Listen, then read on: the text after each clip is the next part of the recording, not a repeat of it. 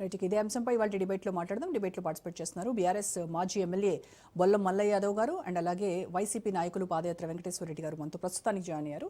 నమస్కారం అండి ఇద్దరికి. నమస్తే అమ్మా.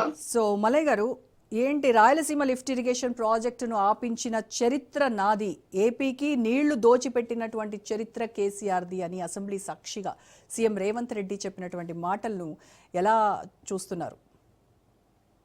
దేవాలయం లాంటి అసెంబ్లీని కూడా మలినం చేసిన గొప్ప చరిత్ర రేవంత్ రెడ్డిది. 24 గంటలు దాటక ముందే రేవంత్ రెడ్డి గారు చెప్పిన మాటలలో నిజం లేదు, నిజాయితీ లేదు అని చెప్పేసి ఏపీ ప్రభుత్వం ప్రెస్ నోట్ విడుదల చేసింది. చంద్రబాబు నాయుడు గారు చెప్పారు, ఇది మీ ఘనత కాదు, మీరు చెప్తే మేమేం ఆపలేదు. ఇంతకు ముందున్న ప్రభుత్వమే, జగన్ ప్రభుత్వంలో ఎన్డీఏ ప్రభుత్వం కోర్టు ఉత్తర్వుల మేరకు నిలిపివేయడం జరిగింది. మీరేదో మమ్మల్ని ఆదేశించలేదు, మమ్మల్ని బతిలాడలేదు, భంగపడలేదు అని చెప్పేసి బహిరంగంగా చెప్పారు. దానికి మళ్ళీ మేము ఆపినమా లేదా అనేది తెలుసుకోవడానికి నిసభ్య కమిటీని వేయండి, ఎంఐఎంని, బీజేపీని, టీఆర్ఎస్ని అందరు కలిసి మామూలుగా పంపియండి నిజ నిర్ధారణ కమిటీ అన్నారు. అంటే వాస్తవాన్ని వక్రీకరించి అబద్ధాన్ని కూడా గోడగట్టినట్టు ఎట్లా చెప్పారు అసెంబ్లీలో చూసిన తర్వాత ఇంత అబద్ధాల కూర అనేది మళ్ళొకసారి రుజువు అయిపోయింది. అంతకుముందు దేవుళ్ళు రుణమాఫీ పేరు మీద ప్రతి జిల్లాకు పోయి ఆ జిల్లాల ప్రముఖ దేవాలయం ఏదైతుందో ఆ దేవాలయాల మీద మామూలుగా ఓట్లు వేసుకొని వచ్చారు. భద్రాద్రి పోతే రామనవరి మీద, యాదాద్రి పోతే లక్ష్మీనరసింహస్వామి మీద, వేములవాడ పోతే రాజన్న మీద, ఎక్కడికి పోతే వరంగల్ పోతే భద్రకాళి మీద, ఎక్కడికి పోతే ఆ దేవాలయాల మీద నేను తప్పకుండా చేస్తే దేవుని మీద ఆనా అని చెప్పేసి వచ్చిన ఆయన దాన్ని గాలికి వదిలేసిండు. మొన్న లాస్ట్కి అంతా మాట్లాడి దేవుని మీద ఆనా అని చెప్పేసి పెద్ద శ్రీరామచంద్రుడు మాదిరిగా, హరిశ్చంద్రుడు మాదిరిగా నీతి కథలు చెప్పిండు. ఆ నీతి కథలు నీటి మూటలే అని చెప్పేసి తెల్లారే ఆంధ్ర ప్రభుత్వం ప్రెస్ నోట్ విడుదల చేసింది. వాస్తవాన్ని కూడా వాళ్ళే చెప్పారు మేము చెప్పడానికంటే ముందు. కాబట్టి ఈరోజు ఎంతసేపు అతను సీటును ఎట్లా కాపాడుకోవాలి, ముఖ్యమంత్రి సీటును ఎట్లా కాపాడుకోవాలి, ఢిల్లీ అధిష్టానం మెప్పు ఎట్లా పొందాలి, దానికి సంబంధించి ఎవరిని వాడుకోవాలనే దాంట్లో ఈరోజు చంద్రబాబు గారి ఆశీస్సుల కోసమో, మోడీ గారి ఆశీస్సుల కోసమో, పబ్బం గడుపుకోవటానికో, ఈ సీట్లో కూర్చొని ఆయన పన్ను చక్కబెట్టుకోవడానికి, కాలం గడపడానికి మాత్రమే చేస్తున్న జిమ్మిక్కులు తప్ప,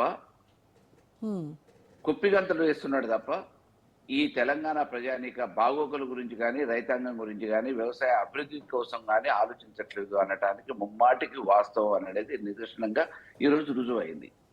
2 సంవత్సరాల కాల వ్యవధిలో ఇంతవరకు నయా పైసా కేటాయించింది లేదు కొనసాగింపుగా అక్కడ ఉన్న పనులకి. పాలమూరు రంగారెడ్డికి సంబంధించిన ఏదైతే ఈరోజు కాలువ పనులు చేయాలనో, ప్రాజెక్టు పనులు పూర్తి చేయాలనో, దానికి సంబంధించి 80-90% పూర్తయిన పనులకి ఇంకా నిధులు కేటాయించాల్సిన ఈ ప్రభుత్వం 2 సంవత్సరాలైనా నిధులు కేటాయించలే. అదేవిధంగా నీళ్లు కేటాయింపుల విషయాల్లో తెరచాటు వ్యవహారాలు చేసింది. ఈ తెరచాటు వ్యవహారాన్ని బయటికి తీసుకురావాలి, జరుగుతున్న అన్యాయాన్ని ఎండగట్టాలి, దానికి సంబంధించిన మేము సభలు పెడతాం, ప్రజల్ని చైతన్యవంతం చేస్తామని చెప్పేసి ఒక్క మాట చెబితే వెంటనే అసెంబ్లీకి గుర్తొచ్చింది.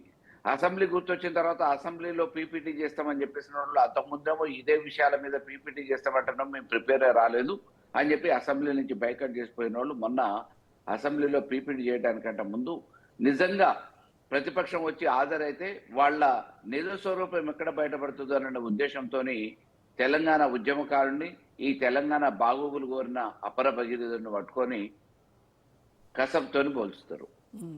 ఎవరండి కసబు? రేవంత్ రెడ్డి తెలంగాణ ఉద్యమంలో తుపాకీకి పెట్టింది చంద్రశేఖరరావు గారా? మల్లయ్య గారు, మీరేమో తెలంగాణ అపర భగీరథుడు కేసీఆర్ అని మీరు అంటున్నారు, కానీ అసలు జల వాటాల్లో అసలు తెలంగాణకు అన్యాయం చేసిందే కేసీఆర్. ఆనాడు ఎందుకు బచావ్ ట్రిబ్యునల్ ప్రకారం మనకు ఉన్నటువంటి 50-50 అడగకుండా, డిమాండ్ చేయకుండా ఏపీకి 512 టీఎంసీలు, తెలంగాణకు 299 టీఎంసీలకు ఆ రోజు కౌన్సిల్లో ఎందుకు సంతకం చేసి వచ్చారు? ఆ నేరం మీదే కదా, మీరు కదా అన్యాయం చేసింది అని అడుగుతున్నారు. ఇరు రాష్ట్రాల మధ్యన పెద్దన్న పాత్ర పోషించాల్సిన బీజేపీ మెతక వైఖరి అవలంబించి దాటవేత సమాధానాలు చెప్తుంటే, తాత్కాలికంగానైనా ఆ సంవత్సరానికి గాను మన నీళ్ళ అవసరాలు ఉన్నాయి కాబట్టి తాత్కాలిక ఒప్పందం చేసుకున్నవే తప్ప శాశ్వత ఒప్పందం కాదు అది. ఒకవేళ ఈ తాత్కాలిక ఒప్పందాల ప్రకారం ఒక సంవత్సరానికి గడువు పెరుగుతున్నప్పుడు ఈ రోజు అధికారంలో ఉంది మీరు కదా, మీరు శాశ్వత పరిష్కారం మీద కనుగొనొచ్చు కదా, మేమే వద్దనట్లే కదా, దానికి ఎవరు అడ్డుపడట్లే కదా. మేము చేయలేని పని మీరు చేయగలుగుతారు, మీకు తెలంగాణ మీద చిత్తశుద్ధి ఉంది, వ్యవసాయ రంగం మీద చిత్తశుద్ధి ఉంది, రైతులకు నీళ్లు ఇవ్వాలనుకుంటే శాశ్వత పరిష్కారం ఏందో మీరు చేయగలిగిన సామర్థ్యం మీకుంటే మీరు చేయండి, మేమే వద్దనట్లే అడ్డుపడట్లే. అయ్యాల ఉన్న పరిస్థితులలో పెద్దన పాత్ర పోషించాల్సిన బీజేపీ కాలయాపన చేసుకుంటూ దాటవేత సమాధానాలు చెప్తుంది. కాబట్టి అప్పుడున్న ప్రస్తుత పరిస్థితులలో డ్యామ్ నుంచి మనం వాటర్ రిలీజ్ చేసుకోవాలనంటే శాశ్వతం కాకపోయినా తాత్కాలిక ఒప్పందమైన ఉండాలనే ఉద్దేశంతో అప్పుడున్న పరిస్థితులలో 299 టీఎంసీలకి నిజంగానే 1 సంవత్సరం కాలానికి సంతకాలు పెట్టడం జరిగింది, కాదనలేని వాస్తవం. కానీ ఈ రోజు మీరు అధికారంలో ఉన్నారు, మీరు శాశ్వత పరిష్కారం కనుగొనండి. ఇది మీరు మార్చలేనంత శిలాశాసనం తయారు చేసి మేమేం పోలే. ఇది మార్చుకోవడానికి అనువుగా ఉండేటట్టు ఆ రోజు మేము సంతకాలు పెట్టింది 1 సంవత్సరానికే. ఇదేం శిలాశాసనం కాదు, శాశ్వత పరిష్కారం 100 సంవత్సరాలకి. ఇక మేము నీళ్లు కేటాయింపులు ఏ ప్రభుత్వం మారినా ఏ నాయకుడు వచ్చినా ఇది మారకుండా మా ప్రయోజనాలను కాపాడుకోవటానికో లేకపోతే వేరే ప్రయోజనాలు దెబ్బతినటానికి ఉండేటట్టు విధంగా మేము శాశ్వత పరిష్కారం చేసుకోలే. మీరే చెప్తున్నారు మరి 1 సంవత్సరానికే ఇది శాశ్వత పరిష్కారం కాదు, మీరు టెంపరీగా ఇది చేసుకొని వచ్చాము అని చెప్తున్నారు కదా ఒప్పందం. మరి మీరు 9.5 ఏళ్ళు అధికారంలో ఉన్నారు కదా, మళ్ళీ మీరెందుకు మళ్ళీ దాన్ని రివైజ్ చేయాలని చూడలేదు? దానికి సంబంధించి ఎప్పటికప్పుడు క్రీనీడలాడిన బీజేపీ ఆంధ్ర ప్రయోజనాల్ని కాపాడటానికి పెద్దన్న పాత్రలో చొరవ తీసుకోవాల్సిన బీజేపీ కేఆర్ఎంబి విషయంలో కానీ సిడబ్ల్యూసి విషయంలో కానీ ఇటువంటి కేటాయింపుల విషయంలో ఎప్పటికప్పుడు దాటవేత సమాధానం చెప్తా ఉంటే మనకి కావాల్సిన నీళ్ల కేటాయింపుల్ని అవసరం అనుకుంటే ఇటు గోదావరి నుంచి కృష్ణా నుంచి సఫిషియెంట్ గా తీసుకోవడంతో పాటు చెరువులు కూడా పునరుద్ధరించుకోవాలనే ఉద్దేశంతో మిషన్ కాకతీయ చెరువులను పునరుద్ధరించుకొని క్రమబద్ధీకరించుకొని గ్రౌండ్ వాటర్ పెరిగేటట్టు చేసుకొని కరెంటు కూడా ఇబ్బంది లేకుండా తెలంగాణ రైతాంగానికి యావత్ ప్రజానికానికి ఇబ్బంది లేకుండా కరెంటు సమస్యను తీరటంతో పాటు నీటి సమస్యను కూడా తీర్చు ఈ రోజు దిగుబడి పెంచగలిగినాం. ఆ దిగుబడే ఈ రోజు కాంగ్రెస్ వాళ్ళు మేము దెబ్బలు తెచ్చుకుంటున్నారు. మేము చేసిన గొప్ప 2014 కంటే ముందు కాంగ్రెస్ ప్రభుత్వమే ఉంది, అప్పుడు రాని దిగుబడి 2023 తర్వాత వచ్చిన తర్వాత 2 సంవత్సరాలలో నయా పైస పెట్టి ఏ ప్రాజెక్టు కట్టిన కాంగ్రెస్ ఈ రోజు దిగుబడి పెరిగిందంటే యానికి పెరిగింది? అది మా ప్రయత్నమే కదా, మేము చేసిన ఘనతే కదా. మేము చేసిన వాటిని చెప్పుకొని మేము అంత పెంచినాం ఇంత పెంచినాం అంటే చేసిపోయిన వాటిని కాపాడుకునే పరిస్థితి లేదు. ఇవాళ గ్రామ పంచాయతీల పరిస్థితి ఏమైపోయింది, దుర్లభం అయిపోయింది, విద్య విషయం ఏమైపోయింది, గురుకుల హాస్టళ్లలో ఎట్లా విద్యార్థులు చచ్చిపోతున్నారు, వైద్యం లేక ప్రజలు ఎట్లా నష్టపోతున్నారు, ఈ ఉన్న వాటిని కాపాడుకునే పరిస్థితి లేదు. ఆఖరికి మనకు వచ్చే రెవెన్యూను కూడా బడ్జెట్ లో కేటాయించుకునే వాటి ప్రకారం రెవెన్యూను కూడా కాపాడుకునే పరిస్థితి లేదు. రోజు రోజుకు మనకు రావాల్సిన రాష్ట్ర ఆదాయం కూడా పడిపోతుంది. అంటే దానికి కారణం వీళ్ళ పరిపాలన తీరు, వీళ్ళు తీసుకుంటున్న నిర్ణయం.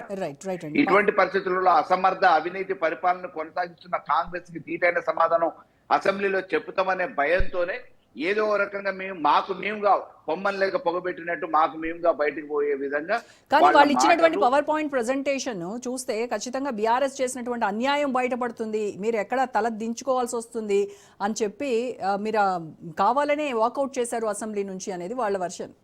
రైట్, ఏదైనా మళ్ళీ మాట్లాడదాము, మళ్ళీ మాట్లాడదాం. తెల్లారిచ్చినాం కదా కాదు మేడం రోజా గారు, తెల్లారి మేము కూడా హరీష్ రావు గారు మా భవన్ లో ఇచ్చారు కదా, తెలంగాణ భవన్ లో వాస్తవాలు ఏందో మేధావులు ఆర్థిక రంగ నిపుణులు కానీ నీటి రంగ నిపుణులు కానీ వాస్తవాలు చెప్తారు కదా. ఎవరి దాంట్లో నిజాయితీ ఉంది, ఎవరి దాంట్లో వాస్తవం ఉంది అనే విషయాన్ని వాళ్ళు ఇచ్చిన పీపీటీని మేమిచ్చిన పీపీటీని హరీష్ రావు గారు కూడా నీటిపారుదల శాఖ మంత్రి చేసింది. కాబట్టి ఇద్దరిని బేరీ చేసుకున్నప్పుడు ఎందులో వాస్తవం ఉందని అనేది ఈ రోజు మేధావులు చెప్తారు కదా.